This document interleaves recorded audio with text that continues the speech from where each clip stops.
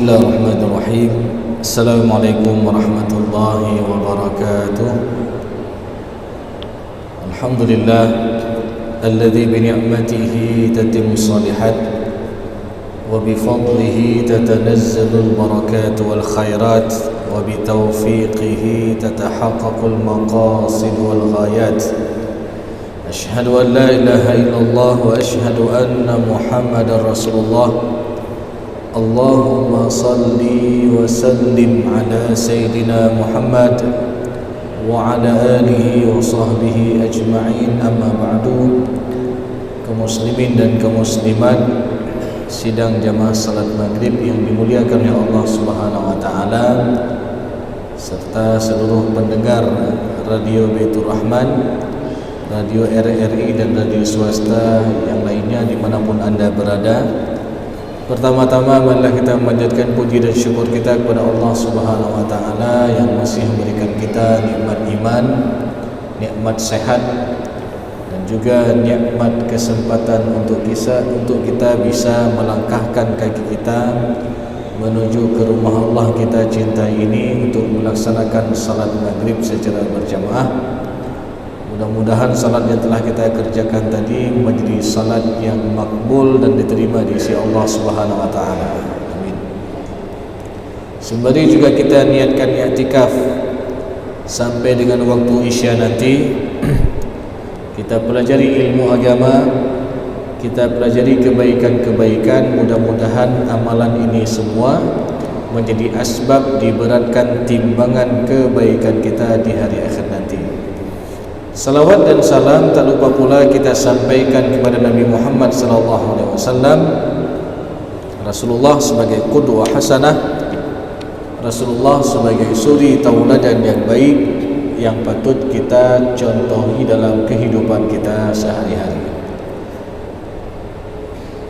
Jemaah yang muliakan oleh Allah Subhanahu wa taala, tentu masih menyambung kajian kita yang masih membahas seputar problematika pembagian harta warisan, hibah dan wasiat di dalam Islam.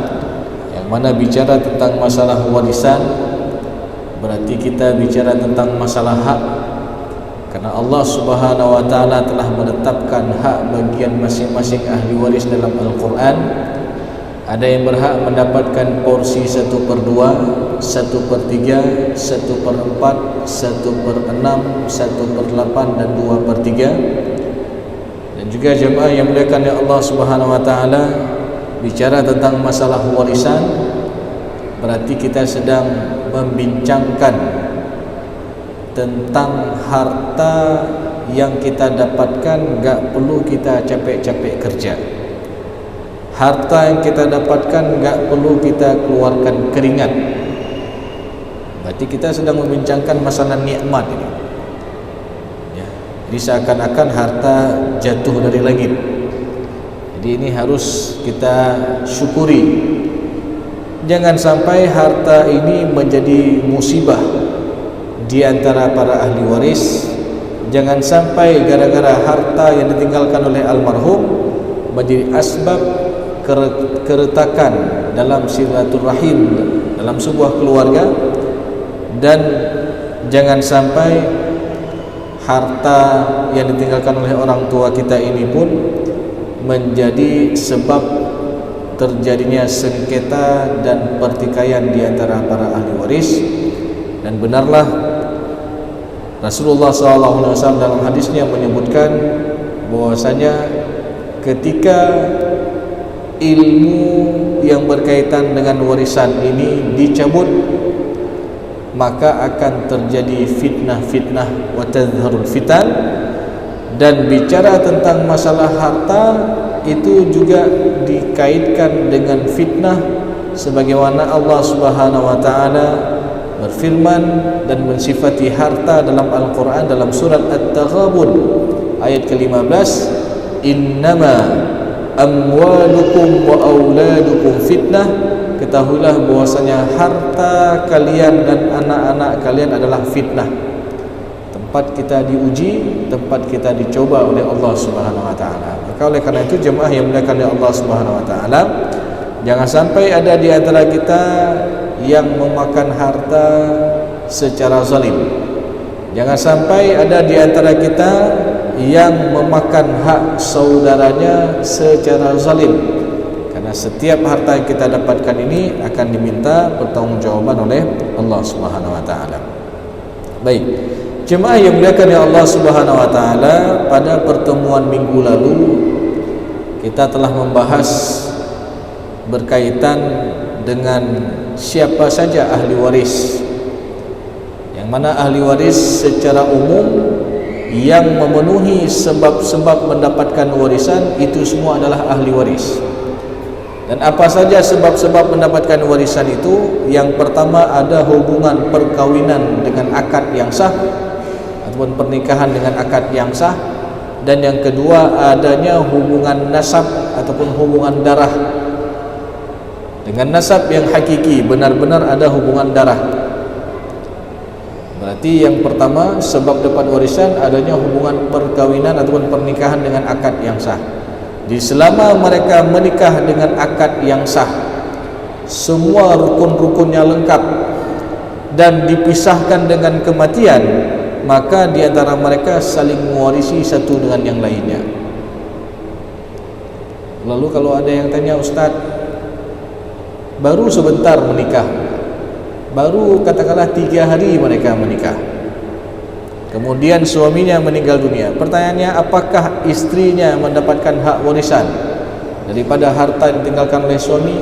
Dapat, karena memenuhi sebab. Apa sebabnya tadi?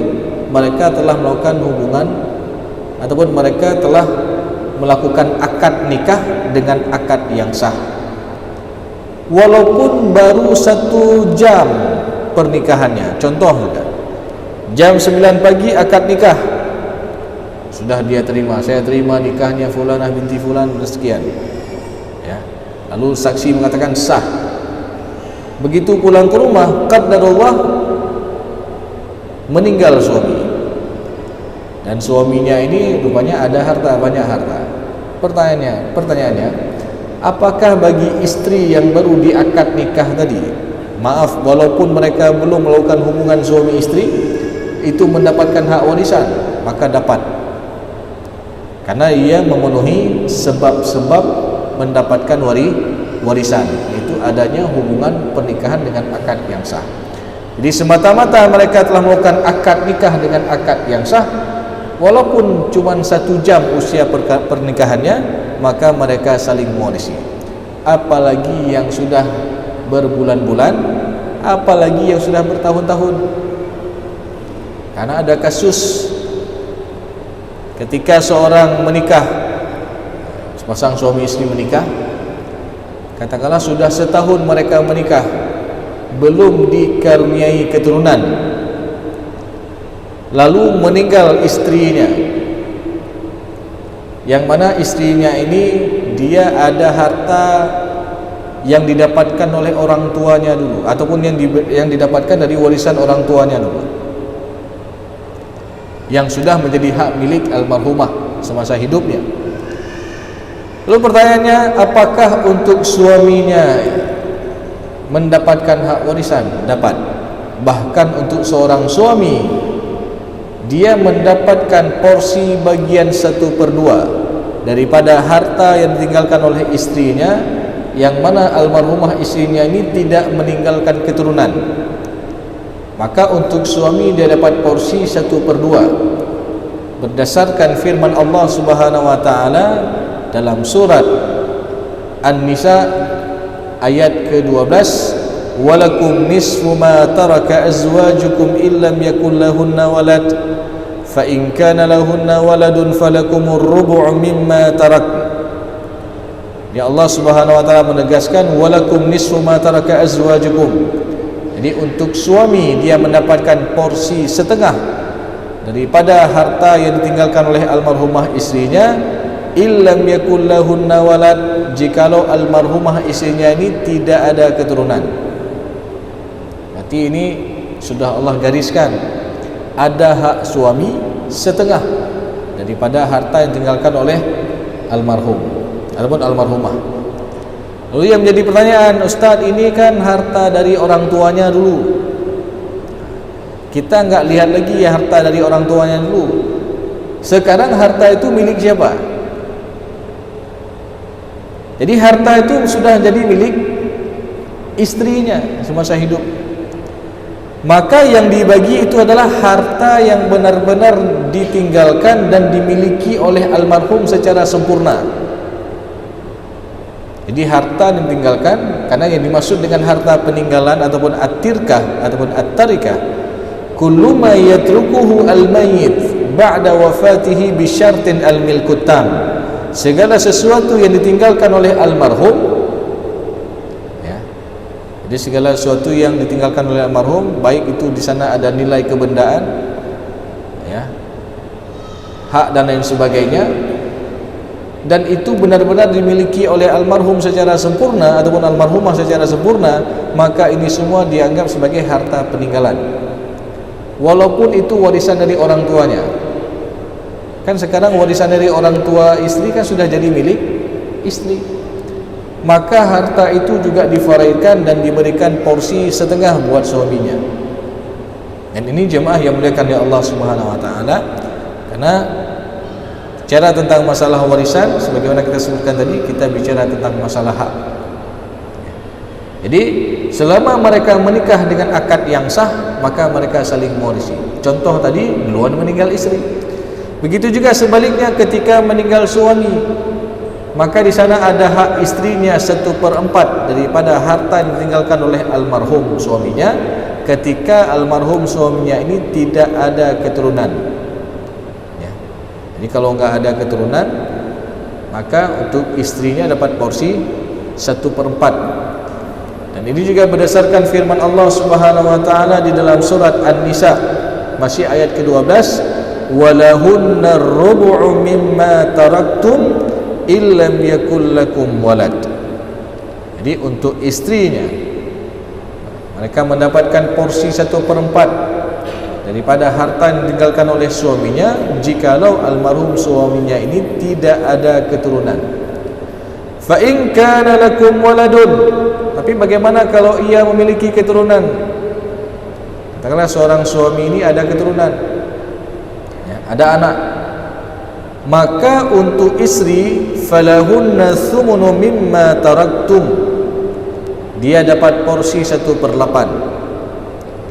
Jadi ini jemaah yang muliakan ya Allah SWT, porsi bagian suami istri jelas dan tegas Allah sebutkan dalam surat An-Nisa ayat ke-12. Jadi selama mereka memiliki ataupun memenuhi sebab mendapatkan warisan, ataupun mereka menikah dengan akad yang sah, maka mereka saling mewarisi satu dan yang lainnya. Tapi kalau mereka dipisahkan dengan perceraian, talak, dan ketika sudah selesai masa iddah, berarti ini enggak ada masalah warisan, sudah putus hubungan suami istri, ya. Jadi kalau sudah putus hubungan suami istri, maka mereka tidak saling mewarisi lagi. Tetapi ketika misalkan seorang suami mentalak istrinya, lalu konsekuensi dalam masalah talak tersebut ada masa iddah, masa untuk menunggu, masa untuk melihat apakah ada janin dalam rahim istrinya, ya, yang ditalak itu, dan juga masa untuk saling introspeksi dalam masa iddah ini. Dan masa iddah ini adalah 3 kali haid ataupun 3 kali suci, ya. Jadi 3 kali haid ataupun 3 kali suci. Jadi yang jadi masalah, katakanlah ketika seorang suami mentalak istrinya, tentu ada masa iddah. Baru selesai 1 kali masa ataupun 1 kali haid, ya, ataupun 1 kali suci istrinya, meninggal suaminya. Pertanyaannya, apakah untuk istri yang sudah ditalak yang masih dalam masa iddah ini mendapatkan hak warisan dari suaminya yang mentalaknya dalam keadaan ataupun sedangkan istrinya dalam keadaan masa iddah tersebut?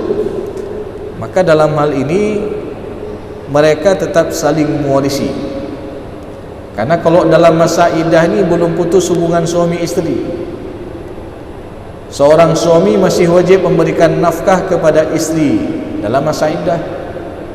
Begitu juga seorang istri dalam masa iddah tersebut, dia tidak boleh menerima pinangan orang lain. Jadi selama mereka belum selesai masa iddah, maka itu masih ada ikatan. Sehingga kalau berlaku kematian dalam masa iddah ini, antara mereka saling mewarisi. Jadi istrinya juga masih dapat hak daripada harta yang ditinggalkan oleh suaminya, walaupun suaminya sudah mentalaknya tadi, tapi belum habis masa iddah. Maka ini tetap saling mewarisi satu dan yang lainnya. Baik. Tapi kalau sudah selesai masa iddah, katakanlah sudah 6 bulan, sudah setahun, maka ini sudah putus hubungan suami istri. Maka kalau berkaitan masalah harta warisan itu tidak saling mewarisi lagi. Tapi biasanya kalau di mahkamah syariah ataupun di pengadilan agama, begitu selesai ketok palu status perkawinan mereka sudah pisah, sudah bercerai, biasanya selalu diikutkan dengan harta bersama, ya, selalu dipermasalahkan ataupun diajukan gugatan berkaitan dengan harta bersama ataupun harta yang didapat setelah perkawinan. Jadi ini jemaah yang dimuliakan ya Allah SWT, yang kita fokuskan bahwasanya selama mereka ada hubungan pernikahan dengan akad yang sah, maka mereka saling mewarisi. Yang kedua tadi, karena ada hubungan nasab, yaitu hubungan darah. Berarti yang tidak termasuk daripada hubungan darah, contoh anak angkat, anak yang diadopsi, maka anak angkat ini secara hak warisan dia tidak mendapatkan hak warisan, karena anak angkat tidak memenuhi sebab. Di antara sebab mendapatkan warisan yaitu adanya hubungan nasab dengan nasab yang hakiki. Lalu untuk anak angkat ini, apakah dia enggak boleh dapat apa-apa? Boleh diberikan secara pemberian hibah ataupun wasiat, yang maksimal pemberiannya ini adalah 1/3, enggak boleh lebih daripada 1/3. Jadi enggak boleh seseorang kasih wasiat, ini kalau saya meninggal nanti ini setengah harta buat anak angkat saya, ya. Boleh.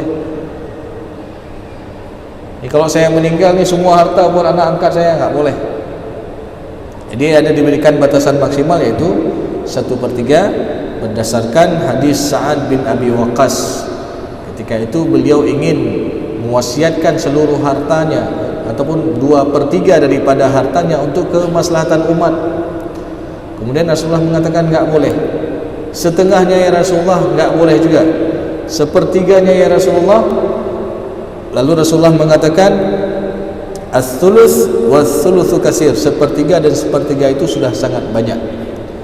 Innaka intazar warathaka aghniya, jikalau engkau meninggalkan ahli warismu dalam keadaan berkecukupan, itu lebih baik min antadahum 'alatan yatakaffafuna an-nas, jikalau engkau meninggalkan ahli warismu dalam keadaan papa meminta-minta. Jadi jemaah yang dimuliakan oleh Allah Subhanahu wa taala, ini menunjukkan bahwasanya ada batasan maksimal dalam pemberian hibah ataupun wasiat sebagaimana yang disebutkan dalam hadis tadi. Begitu juga hibah kepada anak angkat, ini juga diberikan batasan maksimal yaitu 1/3. Ustaz, walaupun ini kita anak angkat ini, kita angkat anak ini dari bayi, kita rawat dia, walaupun dari bayi sekalipun, ya. Karena sekali lagi bicara tentang masalah nasab ini adalah masalah yang penting dalam Islam. Bahkan dia termasuk daripada 5 dari maqasidus syariah, tujuan pelaksanaan syariat Islam. Jadi tujuan pelaksanaan syariat Islam yang pertama adalah menjaga agama, yang kedua menjaga jiwa, yang ketiga adalah menjaga harta, yang keempat menjaga akal pikiran, dan yang kelima adalah menjaga nasal, keturunan, nasab. Jadi tujuan syariat Islam sebenarnya 5 ini saja, ya. Jadi mencakup 5 poin ini, karena ini penting asas. Yang pertama menjaga agama. Bagaimana maksud tujuan syariat Islam ini untuk menjaga agama? Karena kita tahu dalam Al-Quran, la ikraha fid din, kita enggak boleh ada paksaan untuk masuk ke dalam agama Islam. Jadi barang siapa yang ingin Islam silakan, yang tidak juga silakan. Jadi Islam ini enggak ada menyuruh orang kamu harus masuk Islam dengan menodong senjata, enggak boleh. Tapi barang siapa yang telah mengucapkan dua kalimat syahadat, asyhadu an la ilaha illallah wa asyhadu anna muhammadar rasulullah, berarti dia harus tunduk dan patuh pada aturan Allah. Berarti jemaah yang dimuliakan oleh Allah Subhanahu wa taala, maknanya apa? Jangan sampai ada orang yang mempermainkan agama. Ya. Dengan dia misalkan keluar masuk murtad, masuk lagi, murtad lagi. Ya. Maka orang-orang seperti ini dalam sebuah hadis Rasulullah disebutkan orang yang termasuk halal darahnya. La yahillu dam imri'in muslim illa bi ihdas salas. Jadi tidak halal darah seorang muslim kecuali salah satu daripada tiga. Yang pertama, an-nafsu bin nafsi, pembunuh, maka hukumannya qisas, halal darahnya. Kemudian ats-tsaibu zani, orang yang sudah menikah berzina, maka ini juga dirajam sampai mati, halal darahnya. Kemudian yang ketiga, at-tariku li dinihi mufariqatul lil jamaah, itu orang yang keluar daripada agama Islam. Jadi syariat Islam ini sangat tegas. Jadi ketika dia telah mengucapkan dua kalimat syahadat, berarti dia harus tunduk pada aturan Allah. Yang kedua, tujuan syariat Islam tadi adalah menjaga jiwa. Karena kita hidup terdiri dari dua komponen, ruh dan jasad. Ya. Yang mana Allah Subhanahu wa taala telah meniupkan kita ruh di saat umur kita dalam janin ibu kita, ya, di hari ke-120. Namun 4 bulan, ketika kita berada 4 bulan di dalam kandungan ibu kita, lalu Allah Subhanahu wa taala meniupkan ruh dan menetapkan 4 perkara, ya, rizkinya, ajalnya, amalnya, bahagia atau sengsaranya. Jadi Allah tetapkan semua. Jadi jemaah yang dimuliakan oleh Allah Subhanahu wa taala, tatkala kita sudah lahir ke dunia, tentu kita terdiri dari ruh dan jasad ini. Dan barang siapa yang melakukan tindak kriminal, kejahatan dengan menghilangkan nyawa orang lain, maka dalam syariat pun diberikan sanksi. Apa sanksinya? Qisas. Jadi ini sebenarnya untuk menjaga jiwa. Jangan kita anggap ketika dilaksanakan hukum qisas ini kejam kali dan lain sebagainya. Ya. Pada dasarnya adalah untuk menjaga. Maka dalam Al-Quran disebutkan walakum fil qisas hayah. Pada qisas itu ada kehidupan. Ya. Bayangkan hari ini kita lihat kasus pembunuhan hampir setiap hari ada. Kenapa terjadi demikian? Karena secara hukum itu pun kadang beda-beda hukumnya. Ada yang dihukum sampai 15 tahun, ada yang 10 tahun, ada yang 5 tahun. Padahal kasusnya sama. Ya. Dan ini jemaah yang dimuliakan oleh Allah SWT. Padahal dalam Islam, kalau terbukti dia melakukan pembunuhan secara sengaja, itu hukumannya adalah qisas. Kecuali kalau pihak keluarga memaafkan. Jikalau pihak keluarga memaafkannya, maka dia wajib membayar diat 100 ekor unta untuk keluarga korban. Jadi kalau betul-betul ini diterapkan, maka orang akan berpikir 1000 kali untuk menghilangkan nyawa orang lain. Maka tujuan syariat Islam tadi ini untuk menjaga jiwa sebenarnya. Kemudian yang ketiga, tujuan daripada syariat Islam adalah untuk menjaga harta. Maknanya jangan sampai ada orang yang mengambil harta orang lain, mencuri harta orang lain. Ya. Karena dalam Islam banyak ayat yang menyebutkan kita harus mencari harta yang halal, ya, mencari harta yang thayyib.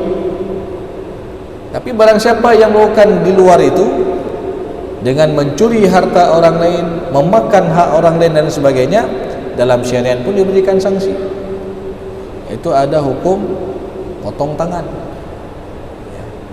Sebenarnya ini untuk apa? Untuk menjaga tadi, menjaga harta. Begitu juga nanti tujuan syariat Islam yang selanjutnya adalah untuk menjaga akal pikiran.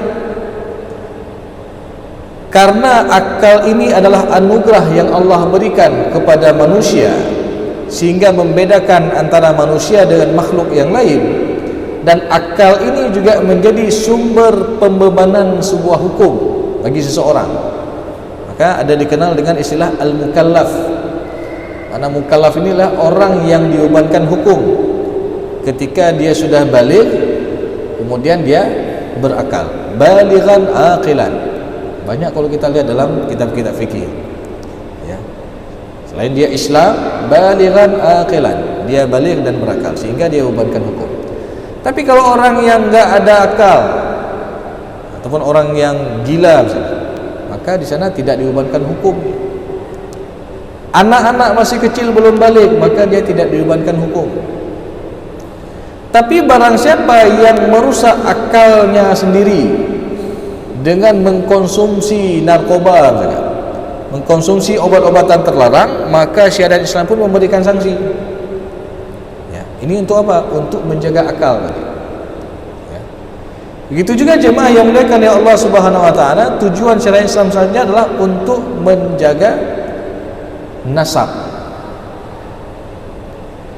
Yang namanya kita manusia, Allah berikan nafsu, dan salah satu tempat menyalurkan nafsu tersebut adalah dengan cara pernikahan untuk menjaga nasab, menjaga keturunan. Maka enggak boleh tadi kita sebutkan, kalau ada orang mengangkat seorang anak, diadopsi anak, kemudian dia mencantumkan di kakak itu sebagai anak kandungnya, ataupun dibinkan atas nama orang tua angkatnya, maka ini adalah salah satu dosa besar. Jangankan itu, Rasulullah SAW dulu pernah mengangkat seorang anak, yaitu Zaid bin Harithah, sebagai anak angkat Rasulullah SAW. Dan saking dekatnya Zaid bin Harithah dengan Rasulullah SAW, sampai-sampai waktu itu para sahabat sudah memanggil Zaid bin Muhammad. Sudah seperti anak Nabi Muhammad, sudah dekat sekali dengan Nabi Muhammad. Dan ketika panggilan itu terjadi, langsung datang teguran daripada Allah. Turun surat Al-Ahzab ayat yang ketiga ataupun ayat yang keempat, itu disebutkan apa? Ud'uuhum liabaihim huwa aqsatu indallah. Panggillah anak-anak angkatmu itu dengan nama bapak-bapak mereka ataupun ayah-ayah mereka. Jadi panggillah anak-anak kandungmu ataupun anak-anak angkatmu itu dengan nama ayah-ayah mereka. Mana mereka punya ayah masing-masing. Enggak boleh ketika mentang-mentang dia mengadopsi, diambil dari kecil lalu dia binkan atas nama orang tua angkatnya. Ini adalah salah satu kebohongan. Dan ketika kebohongan ini sudah terjadi, akan terjadi kebohongan yang berkelanjutan. Ya. Ketika anak ini sudah baligh, yang diangkat misalkan anak perempuan, ini tentu bukan mahram bagi orang tua angkatnya. Enggak boleh dia lihat auratnya walaupun di rumah. Ada batasan-batasan yang harus dijaga. Kemudian kebohongan berkelanjutan lagi kapan? Dalam hal masalah perwalian nikah. Enggak boleh orang tua angkat jadi wali nikah. Kemudian kebohongan berkelanjutan lagi dalam masalah warisan. Karena anak angkat pada dasarnya dia enggak dapat hak warisan, tapi sekali lagi dia boleh diberikan secara hibah ataupun wasiat. Dan jemaah yang muliakan ya Allah Subhanahu Wa Taala, tentu pada pertemuan yang lalu kita sudah membahas juga ada kurang lebih 25 orang ahli waris. Di sana ada termasuk ayah dan ibu kandung daripada almarhum. Kemudian ke atasnya lagi ada kakek dari pihak ayah, nenek dari pihak ayah, kemudian nenek dari pihak ibu. Kemudian ke bawah keturunan itu ada anak laki-laki, anak perempuan. Kemudian ke bawahnya lagi ada cucu laki-laki dari anak laki-laki, cucu perempuan dari anak laki-laki. Ya. Jadi ini semua termasuk ahli waris. Oh, kalau ahli waris ataupun seseorang meninggal dunia enggak ada keturunan, enggak ada orang tua, maka berlaku untuk saudara dan saudari kandung. Saudara kandung yang laki-laki, saudari kandung yang perempuan. Kalau enggak ada, kita lihat juga apakah almarhum punya saudara yang sebapak, satu bapak beda mama, ya, sabohyah beda mak. dengan almarhum. Ini juga termasuk ada hubungan darah. Oh, kalau enggak ada juga, kita lihat apakah almarhum punya saudara yang seibu, satu ibu, beda ayah ataupun beda bapa dengan almarhum. Ya. Oh, kalau enggak ada semua, maka ahli waris itu jatuh untuk paman kandung. Paman itu berarti abang daripada ayah almarhum ataupun adik daripada ayah yang laki-laki. Oh, kalau enggak ada paman, nanti beralih ke anak laki-laki dari paman kandung. Ya. Anak abang ayah ataupun anak adik ayah daripada almarhum. Jadi ini jemaah yang dimuliakan oleh Allah SWT, semua ahli waris itu ada kurang lebih 23 atau 25 orang kalau ditambah dengan sebab satu lagi, dan ini secara umum. Tapi secara khusus yang dapat hak warisan itu hanya 6 saja. Suami atau istri, ayah kandung dan ibu kandung, serta anak laki-laki dan anak perempuan. Jadi 6 ini jemaah yang dimuliakan oleh Allah Subhanahu wa taala pasti mendapatkan hak warisan, dan haknya telah Allah tetapkan dalam Al-Qur'an. Ya, untuk suami istri sudah Allah tetapkan dalam surat An-Nisa ayat ke-12. Untuk ayah dan ibu kandung daripada almarhum, itu masing-masing mereka mendapatkan porsi 1/6, 1/6. Ayah kandung almarhum dapat porsi 1/6, ibu kandung juga dapat porsi 1/6. Ini ceritanya kalau yang meninggal dunia ini masih hidup kedua orang tuanya, dan almarhum yang meninggal ini dia punya keturunan. Ya. Jadi ketika seorang meninggal, ada anak laki-laki dan anak perempuan, serta masih hidup juga orang tua daripada almarhum, maka untuk kedua orang tuanya dapat hak porsi 1/6, 1/6. Jadi hak ini jemaah yang dimuliakan oleh Allah Subhanahu wa taala dikenal dengan ashabul furud, ahli waris yang dapat bagian tertentu, yang bagiannya sudah Allah jelaskan dan tentukan di dalam Al-Qur'an. Sehingga jemaah yang dimuliakan oleh Allah SWT, nanti secara umum pembagiannya ada ahli waris yang dapat bagian tertentu ataupun dikenal dengan ashabul furud, dan ada juga ahli waris yang mendapatkan bagian yang tak tertentu, dan mana mereka dikenal dengan asabah.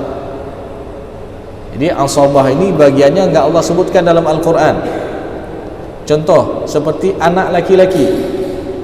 Kalau seorang meninggal dunia ada anak laki-laki, maka anak laki-laki yang semata wayang ini enggak Allah sebutkan bagiannya dalam Al-Quran, tapi bagiannya disebutkan dalam hadis Rasulullah SAW, di mana Rasulullah SAW menyebutkan dalam sebuah hadis dari Ibnu Abbas, qala Rasulullah SAW, alhiqul fara'idha bi ahliha, fama baqiyatil fara'id fali awla rajulin dzakarin.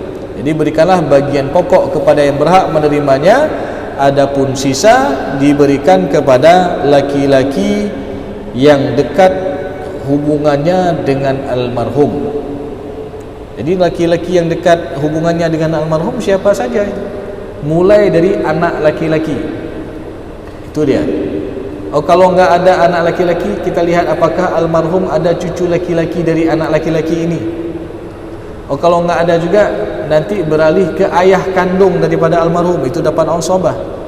Oh, kalau enggak ada keturunan, enggak ada ayah, kita lihat masih hidup enggak, kakek dari ayah masih hidup enggak. Ya. Kalau masih hidup kasih. Oh, kalau enggak ada juga, maka beralih ke saudara laki-laki kandung. Kalau enggak ada, beralih ke saudara laki-laki yang sebapak. Kalau enggak ada juga, beralih kepada anak laki-laki dari saudara kandung yang laki-laki, berarti keponakan almarhum. Ya. Anak laki-laki dari saudara laki-laki kandung almarhum. Ya. Jadi keponakan almarhum yang laki-laki. Kemudian kalau enggak ada juga, beralih kepada anak laki-laki dari saudara laki-laki yang sebapak.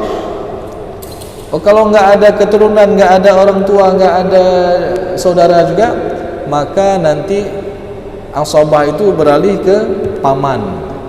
Baru yang paling terakhir adalah anak laki-laki dari paman kandung.